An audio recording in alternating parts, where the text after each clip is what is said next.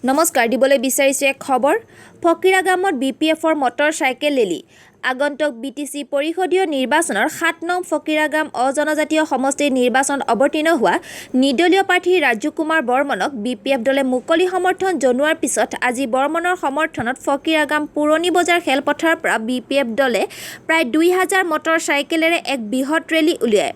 উক্ত bike rally শুভাৰম্ভণি কৰে ২৯ নং কোকৰাঝাৰ পশ্চিম সমষ্টিৰ বিধায়ক ৰবিৰাম নাৰ্জাৰীয়ে। উক্ত মটৰ চাইকেল ৰেলীৰ সমৰ্থকসকলে BPF লং লাইফ হাগ্ৰামা মহিলাৰী জিন্দাবাদ ৰাজু বৰ্মন জিন্দাবাদ আদি নানা ধৰণৰ শ্লোগান দি পৰিস্থিতি উত্তপ্ত কৰে। উল্লেখযোগ্য যে BPFকে ধৰি মুঠ ১৮টা দল সংগঠনে ইতিমধ্যে মুকলি সমৰ্থন আগবঢ়াইছে নিৰ্দলীয় প্ৰাৰ্থী ৰাজু কুমাৰ বৰ্মনক। আজি উক্ত ৰেলীত বিধায়ক ৰবিৰাম নাৰ্জাৰীৰ লগতে ফকিৰাগাম ব্লক BPFৰ সভাপতি দিলদাৰ আলী, কোকৰাঝাৰ জিলা BPFৰ উপসভাপতি ডক্টৰ ৰেজাউল কৰিম সহ বিভিন্ন দল সংগঠনৰ নেতৃত্ববৃন্দ উপস্থিত থাকে।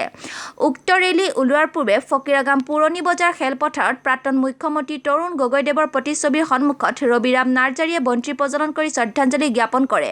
কোকৰাঝাৰৰ পৰা কিশোৰ মিশ্ৰাৰ report, Dispur daily news, Guwahati. আমাৰ অহা 10 তাৰিখে যে নিৰ্বাচন অনুষ্ঠিত এই অঞ্চলত হ'ব, ইয়াৰ কাৰণে আমাৰ নিৰ্দলীয় প্ৰাৰ্থী ৰাজু কুমাৰ বৰ্মনক BPF দলৰ পৰা পূৰ্ণ সমৰ্থন আগবঢ়াইছে।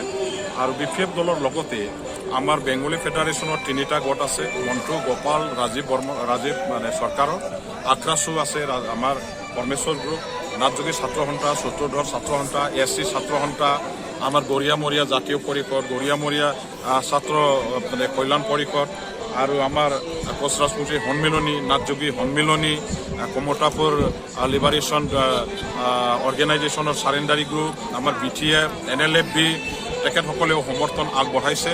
আৰু এই আমাৰ উমৈহতীয়া প্ৰাৰ্থী ৰাজু কুমাৰ বৰ্মনক জিকাবৰ কাৰণে এতিয়া আমি ফকিৰাগাম অঞ্চলবাসীয়ে ৰাইজৰ মাজত এটা আলোড়ন জাগৰণ সৃষ্টি কৰিবৰ কাৰণে তেখেতৰ প্ৰতি ৰাইজে যাতে ভোটদান দিয়ে, তেখেতক যাতে ৰাইজে বিপুল ভোটত জিকাই দিয়ে, ইয়াৰ কাৰণে এটা মানে আজিৰ এই বাইক ৰেলীৰ কাৰ্যসূচীটো লোৱা হৈছে।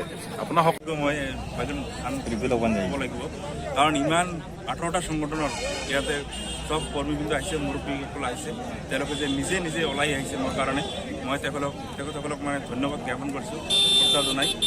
মানে মই ক'বই নোৱাৰোঁ যে এনেকুৱা মানে আনন্দ লাগিছে মোৰ।